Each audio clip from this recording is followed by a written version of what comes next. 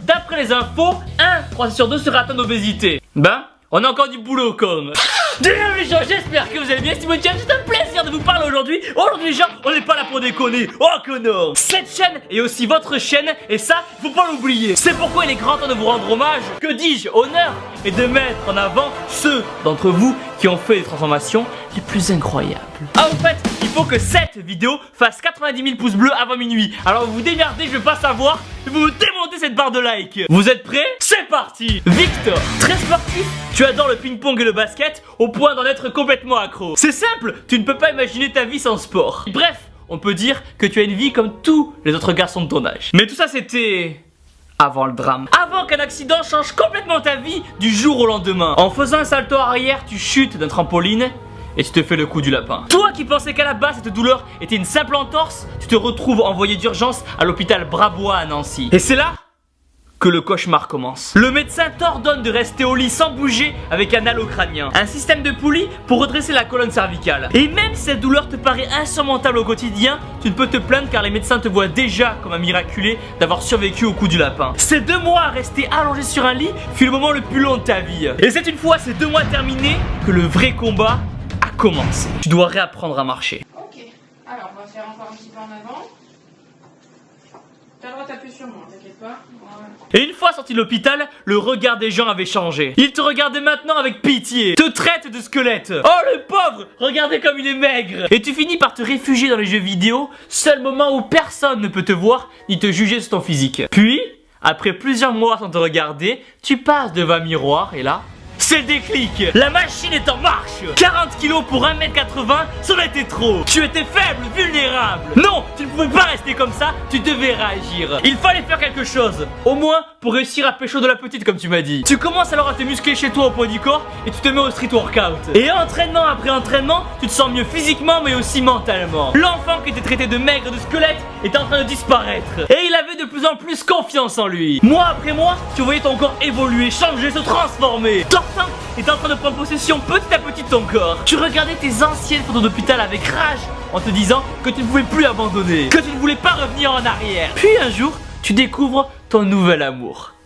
Ta salle de sport. Que dis-je? Ton temple. Et là, c'est le coup de pec au premier regard. Là-bas, tu continues à t'entraîner encore et encore. Aujourd'hui, tu as pris plus de 30 kilos et ce n'est que le début, sachant que tu n'as même pas encore 16 ans. Pour tout ton parcours, tu mérites ainsi un respect énorme et sec du fond du pec. Alexia, petite de 15 ans, tu vis une vie plutôt paisible et tranquille jusqu'au jour où ton père te fait une petite réflexion sur ton poids qu'il trouve à ses yeux trop haut. Blessé, tu as alors commencé à éliminer les aliments petit à petit et à perdre du poids. À 35 kilos, tu étais faible, sans vie, au point que même ton visage était méconnaissable. Tes journées consistaient à aller à l'infirmerie, te coller au radiateur et à te couvrir de 3 pulls et 5 couvertures pour te réchauffer. Tu finis par accepter de voir un psy qui t'envoyait à l'hôpital. Mais même perfusé, tu ne voulais toujours pas manger. Tu es tombé à 29 kilos. 7 de tension. Tes parents te conduisent dans une clinique avec un contrat de poids, l'interdiction de sortir et d'avoir de la visite. Résultat, tu es sondé pendant 2 semaines. Et à côté de ça, comme si tout ça ne suffisait pas, le petit avec qui tu étais t'annonce que votre relation est maintenant terminée. Mais,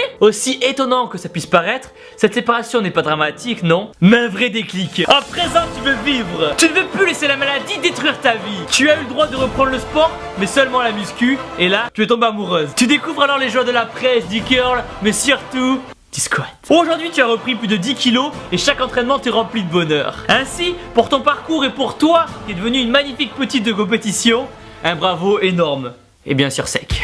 Léa, ayant une génétique à prendre du poids facilement et une alimentation qu'il faut le dire pas super équilibrée, tu finis obèse à l'âge de 21 ans. Tu pèses alors 100 kilos pour 1m50. S'ensuit alors remarques, critiques et insultes sur ton poids. Jusqu'au jour où tu tombes éperdument amoureuse d'un petit qui te fait comprendre que même si tu es une super petite, ton corps le dégoûte. Et là, c'est la goutte d'eau qui fait déborder le shaker.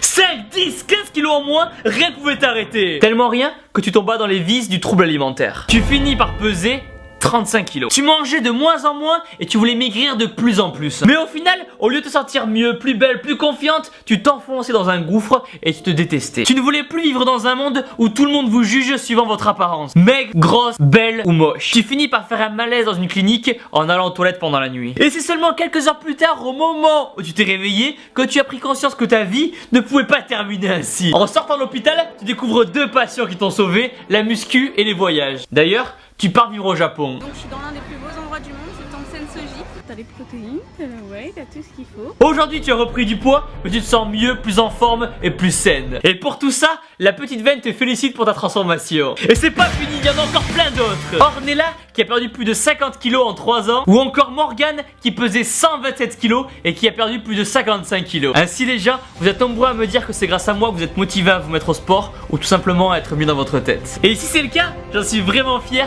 car aujourd'hui c'est grâce à vous que d'autres personnes vont avoir envie de se reprendre en main après cette vidéo. Alors tout simplement, vous méritez le meilleur. Je vais refaire une vidéo transformation très bientôt, alors continuez de vous entraîner, de bien manger et surtout, faites attention à vous. Et surtout n'oubliez pas une chose, n'importe lequel d'entre vous peut passer dans ma vidéo. Alors en attendant, démontez-moi les pouces bleus. Et vous savez quoi les gens, je vous ai demandé au début de la vidéo 90 000 pouces bleus avant minuit. Mais après réflexion, ces personnes qu'on vient de voir en méritent bien plus. Alors honnêtement, je sais pas si on va y arriver. Oui, ça va être dur, mais je veux 200 000 likes en bas de cette vidéo. Ça n'a jamais été fait en si peu de temps, mais quand on voit le parcours énorme et sec de ces personnes, on ne peut qu'applaudir. Alors vous vous démerdez, vous appelez vos familles, vos cousins, vos petites de Tinder et vous m'éclatez cette barre de like. Écrivez en commentaire respect énorme et sec. Si vous voulez mon livre énorme et sec avec mes programmes, mes diètes et plein de petites qui squattent, vous avez les liens en description. Mais surtout, n'oubliez pas une chose.